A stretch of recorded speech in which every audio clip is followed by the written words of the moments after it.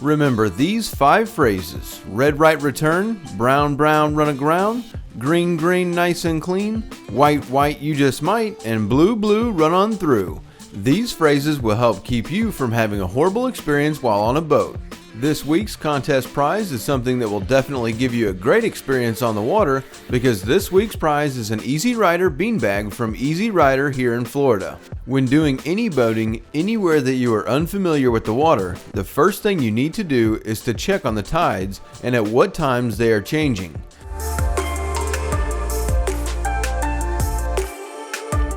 Which is a cool thing with most newer GPS chart plotters these days, is that you can go into the information section and they will actually have tides and current charts that will even let you check on the tides for wherever you are planning on going.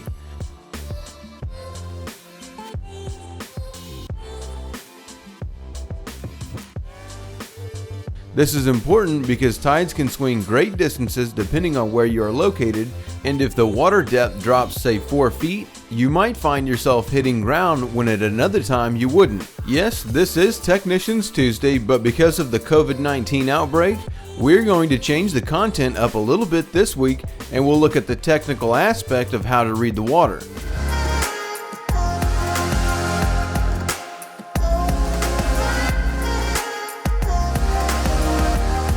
So what exactly these phrases mean is the basic foundation of being able to read the water and know how to avoid running aground whenever there aren't any markers available to show you what is going on while in the water.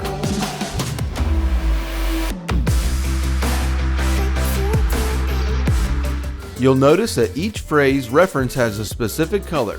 Knowing the water color is going to show you more about the depth of the water than you might otherwise think.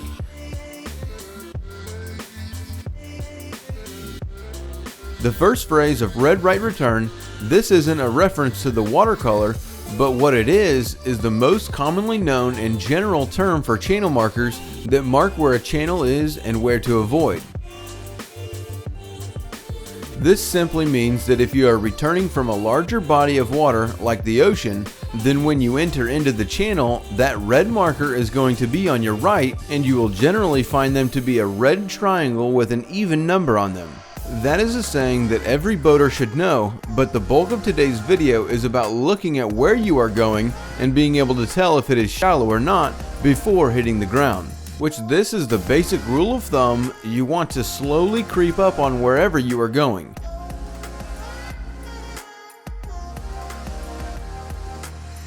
And have a spotter or physically get up to the bow and look into the water to see what's going on.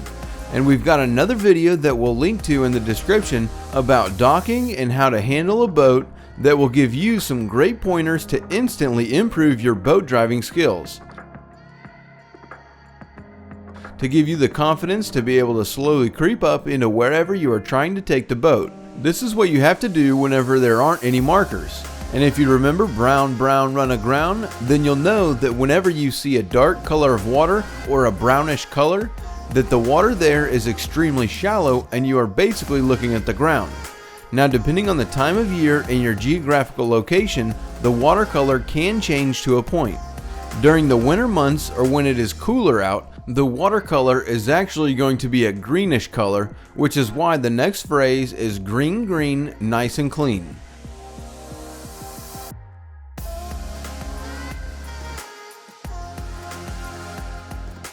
Then whenever it is warmer outside and we are in the summer months, the water color is going to be more of a bluish color, giving us the blue blue run on through phrase.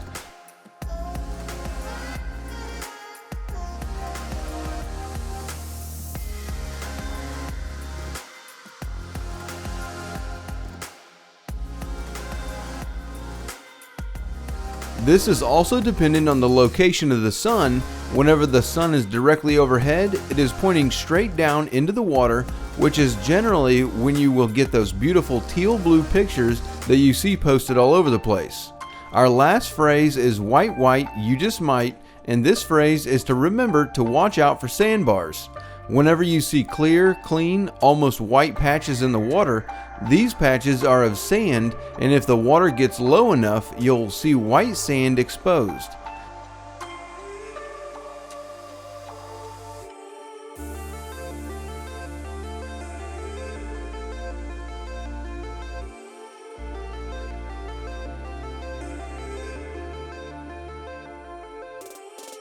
Now that you know your colors and can read the waterways without markers, another thing to note that you will encounter quite often in more local waters and private channels is that you will see a lot of white stakes.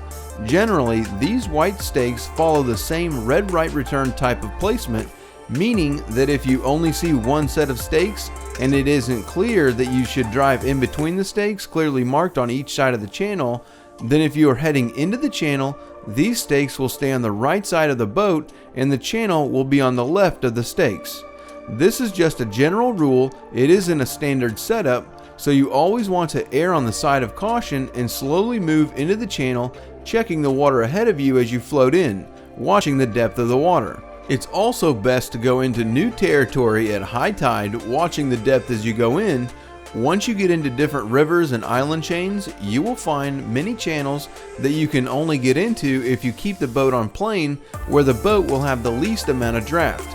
This is location specific knowledge though, so make sure you carefully figure out where you are going, when the tides are going to be high or low, and what the drop of the tide is going to be.